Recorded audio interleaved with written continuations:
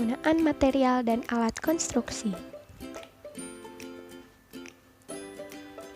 Tujuan dari pembelajaran ini adalah siswa dapat memahami perencanaan material konstruksi. Siswa dapat memahami perencanaan alat konstruksi. Pertama, ada perencanaan material. Pada proyek konstruksi, perencanaan material sangatlah penting. Kualitasnya juga diawasi secara ketat agar sesuai dengan spesifikasi dan kebutuhan yang telah ditetapkan. Perencanaan penggunaan material. Yang pertama adalah spesifikasi teknis material. Semua dokumen persyaratan teknis material yang direncanakan. Lalu yang kedua adalah kualitas material, yaitu kualitas yang harus sesuai dengan spesifikasi yang dibutuhkan di proyek. Lalu yang ketiga adalah penawaran harga oleh pemasok material.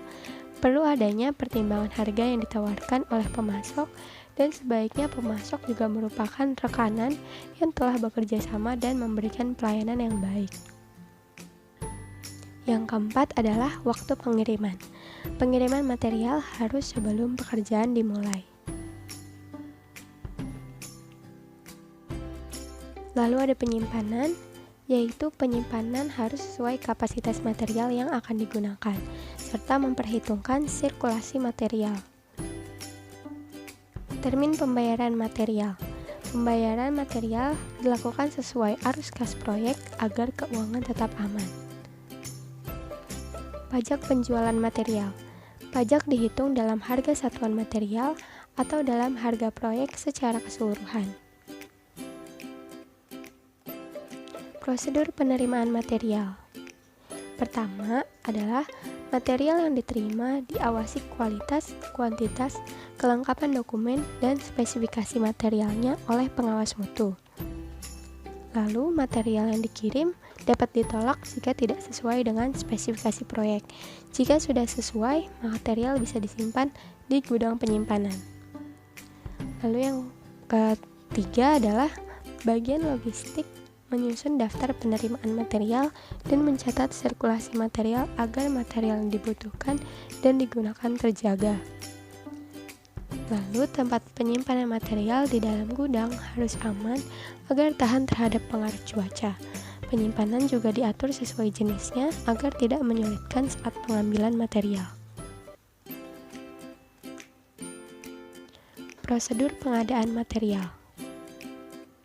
Penjadwalan secara sistematis mengenai penggunaan material-material yang akan digunakan, lalu membuat rencana kebutuhan material secara terperinci yang meliputi rincian pemakaian dan volumenya. Kedua adalah perencanaan alat, yaitu merupakan suatu upaya memenuhi kebutuhan alat guna mendukung pelaksanaan proyek. Rencana kebutuhan alat. Pertama, rencana kebutuhan alat oleh setiap divisi,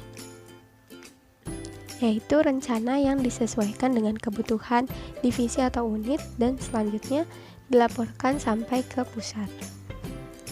Lalu yang kedua adalah rencana kebutuhan alat oleh perusahaan, yaitu seluruh rencana kebutuhan alat setiap divisi atau unit yang akan ditindaklanjuti untuk menjamin ketersediaan alat pada proyek.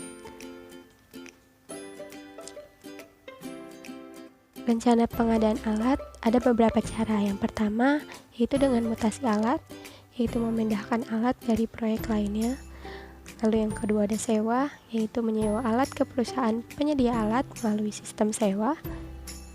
Lalu ada membeli, yaitu membeli alat secara investasi dengan membeli langsung ke dealer atau melalui perantara leasing.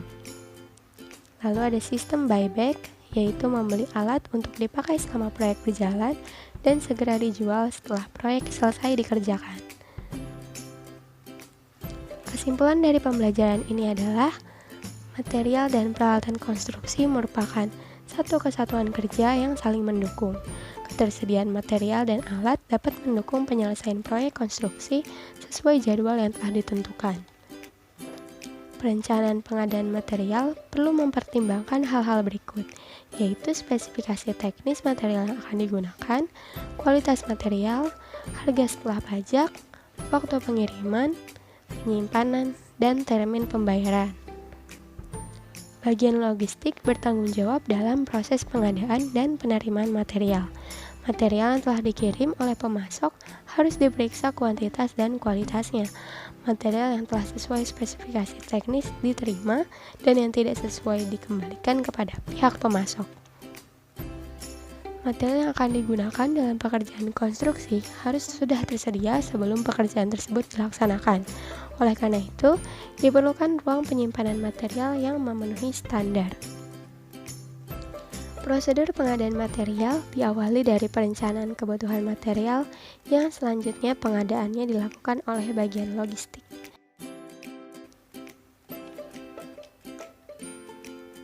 Perencanaan alat juga sama pentingnya seperti perencanaan material. Peralatan harus tersedia sebelum pekerjaan dilaksanakan. Perencanaan kebutuhan alat harus mempertimbangkan jenis alat yang akan digunakan, jumlah alat yang akan dipakai, dan kapasitas alat yang dibutuhkan di setiap jenis pekerjaan. Perencanaan kebutuhan alat yang tepat dapat menjamin ketersediaan alat siap beroperasi sebelum pekerjaan dilaksanakan. Pengadaan kebutuhan alat dapat dipenuhi, antara lain melakukan mutasi alat dari tempat proyek lain yang sedang tidak digunakan, atau menyewa ke perusahaan penyedia alat, membeli alat baru ataupun alat yang sudah rekondusi, dan pembelian sistem buyback. Terima kasih. Ada yang ingin bertanya?